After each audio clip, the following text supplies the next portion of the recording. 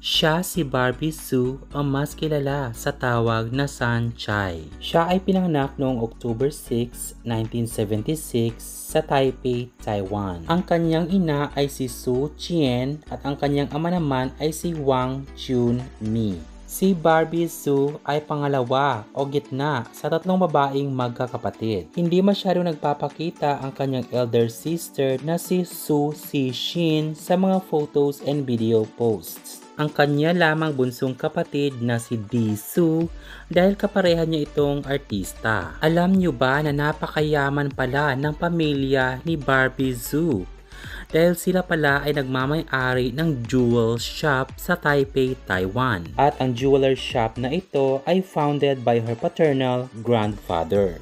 Kung ang Taiwanese actress, singer, and television host na si Barbie Hsu ay kilala sa Pilipinas sa tawag na Sunshine, kilala naman siya sa kanyang stage name na Big S. Ang alma mater pala kung saan nakapagtapos ng pag-aaral si Sunshine ay sa Taipei Huakang Arts School. Si Barbie o Sunshine at ang kanyang kapatid na si Di ay nag-debut noong 1994 as pop duo na SOS or Sisters of Hsu with a hit song na 10 Minute Love noong 1995.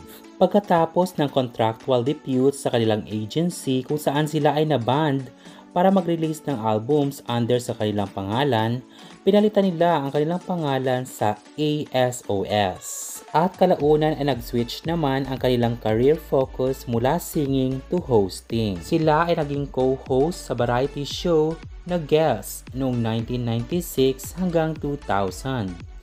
Entertainment news program 100% Entertainment noong 1998 hanggang 2005. At sa cooking show naman na Gourmet Secrets of the Stars noong 2007 hanggang 2008.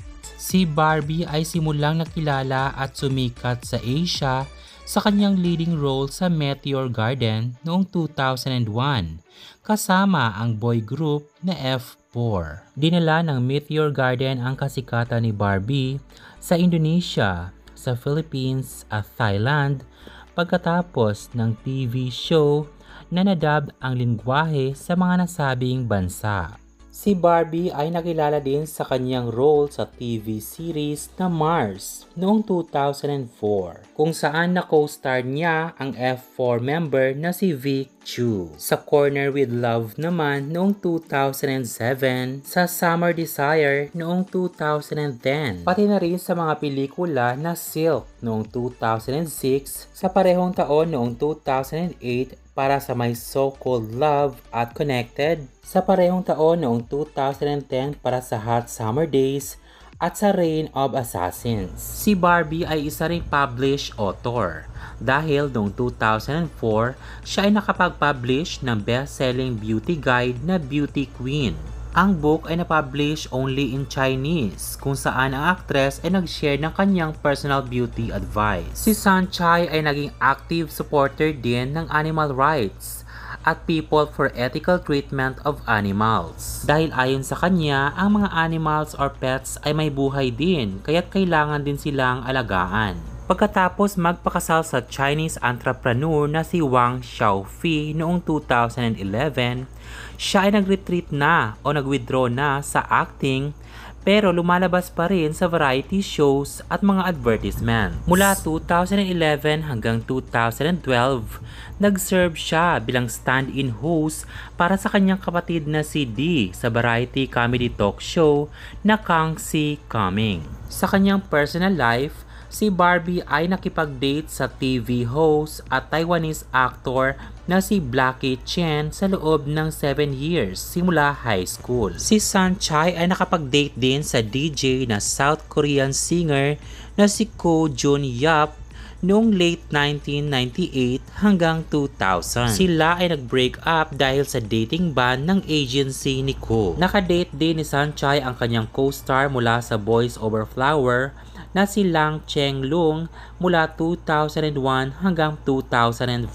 Pagkatapos ng kanilang breakup, sumunod naman ang kanyang 2-year relationship sa Voice Over Flower na aktor na si Vic Chu hanggang sa bago mag 2008 hanggang sa magpakasal na siya kay Wang sa China noong 2010 at sa kanilang first baby ay nakunan si Barbie. Pagkatapos magpakasal kay Wang, tinigil na ni Barbie ang kanyang pagiging vegetarianism sa loob ng 10 years kung saan siya ay nagsimula ng mag-alaga ng kanyang pet dog na nakarecover sa sakit. Ayon kay Barbie, ang mother ni Wang ang nag-influence sa kanya na itigil ang pagiging vegetarianism para siya ay makapag-bear na ng children. Si Sanchai at Wang ay merong 2 anak, isang babae at isang lalaki. Noong November 22, 2021, si Sue at Wang ay nag-announce ng kanilang divorce dahilan ng infidelity. Pagkatapos ng divorce ni Barbie at Wang,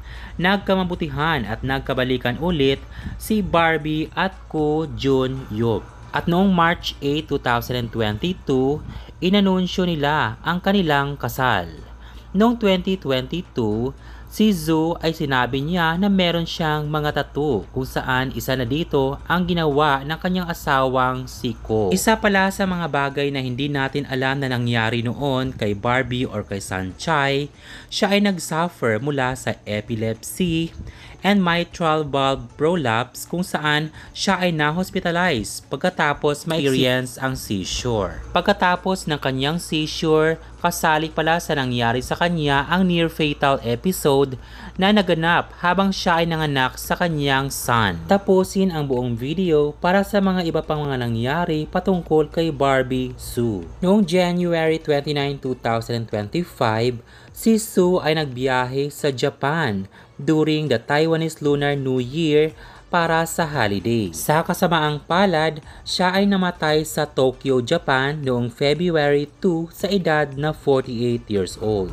Pneumonia stemming mula sa influenza complications ang dahilan ng kanyang pagkamatay. Napakabata pa ni Barbie Sue para lumisan sa bundong ibabaw. Pero alam nyo ba, sinabi ng mga doctors and medical experts na curable pala itong sakit ni Barbie Sue. Makakasurvive pa sana at magagamot pa ang sakit ni Barbie Sue kung sinunod lang ang sinabi ng doktor at ginawa ang proper medication. Bago natin alamin ang net worth ni Barbie Sue, noong 2012, naging Best Actress pala siya sa Macau International Movie Festival sa kanyang palabas na Crooksilla. Ayon sa VN Express International, ang total net worth ni Barbie Sue ay umabot na sa 19 million US dollars o tumataginting na 1.2 billion pesos. Ang naiwang assets ni Barbie Sue ay paghati-hatian ng kanyang mga anak. Sa mga Meteor Garden fans, anong masasabi nyo sa balitang ito? Mag-comment na at mag-subscribe